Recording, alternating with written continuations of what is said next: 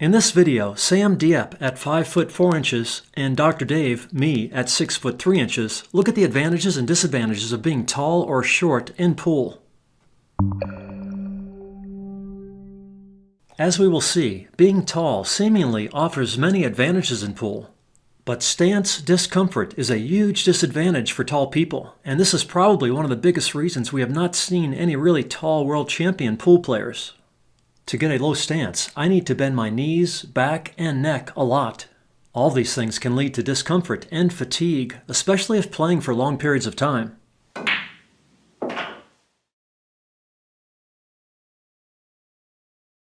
If I use a more traditional pool stance with a locked back leg, it is even more difficult to get low in the stance with the cue level.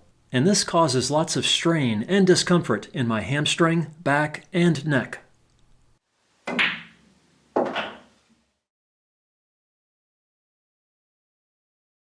Another option for tall people is to spread their legs, but this is still uncomfortable for me. Again, being tall makes it very difficult to form and hold a low stance in pool. The effort required to bend down and hold a stance on every shot is fatiguing and can lead to physical issues. A shorter person like Samm can much more easily get into a low stance position with comfort, and it takes very little effort or energy to stay in that position.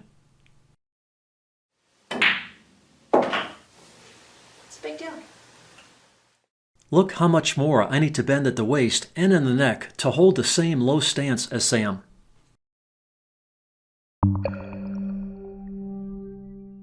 One obvious disadvantage of being short is it is more difficult to reach long shots.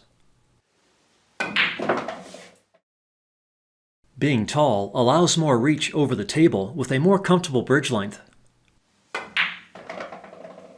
What's the big deal? I still have both feet on the floor, and I can reach the shot comfortably with a much shorter bridge length. And if I raise a leg on the table like Samm, I can get even closer with comfort. Again, notice the bridge length difference. Samm can find a comfortable stance with her hip against the table, but her bridge length is even longer. I am not as comfortable with my hip against the table, but I can get both feet on the floor and reach the shot with a shorter bridge length. It is easier to be accurate if the bridge length isn't extended as much. And if I put my leg up on the table like Samm, it is even more comfortable to reach the shot. Again, the extra height allows me to bridge closer to the cue ball. When needing to reach a cue ball even farther away, the length of the cue becomes an issue. Notice the forward position of my forearm with my grip on the end of the butt. For shots like these, I use a temporary butt extension in addition to my normal joint extension. That allows me to have a more natural stance, although the bridge length is a little too long for comfort. Even with the cue extensions, this shot is very difficult for Samm to reach.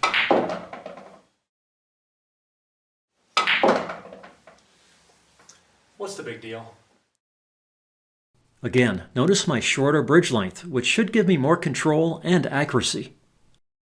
With a super long bridge length, it is much more difficult to get an accurate hit.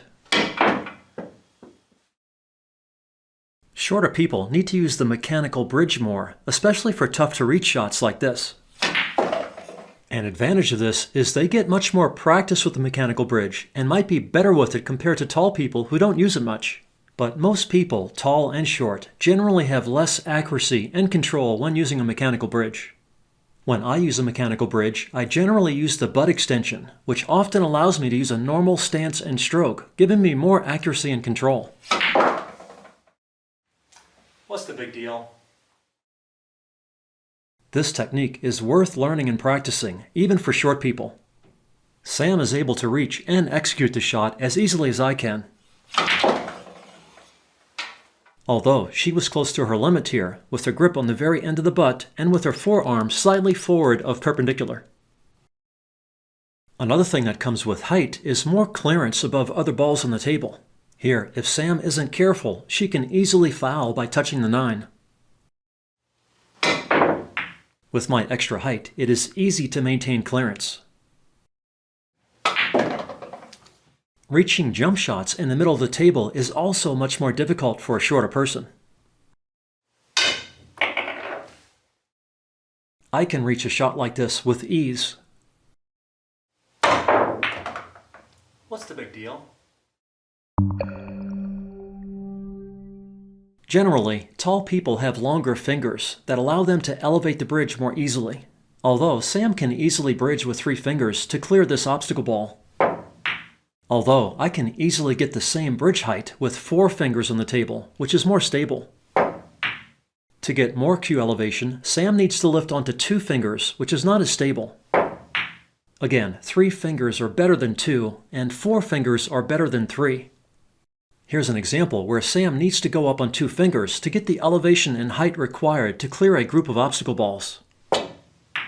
I can reach the same shot easily on 3 fingers. A 3-finger tripod is much more stable and reliable than balancing on 2 fingers.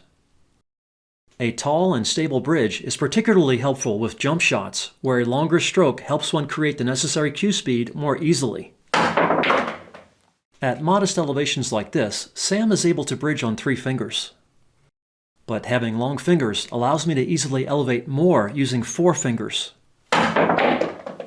Here's the comparison.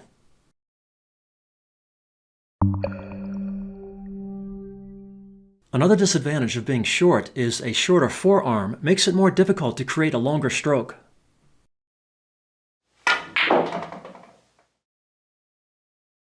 My longer forearm allows me to generate a long stroke with less elbow rotation.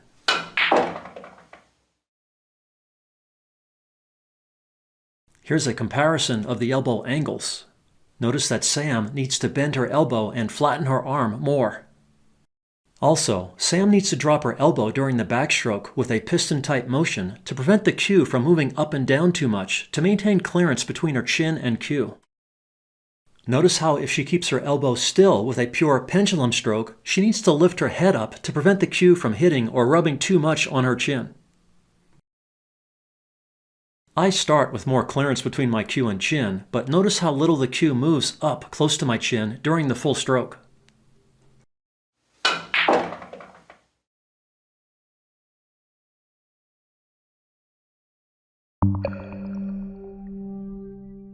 So if being tall seemingly offers so many advantages, why haven't we seen any real tall world champions?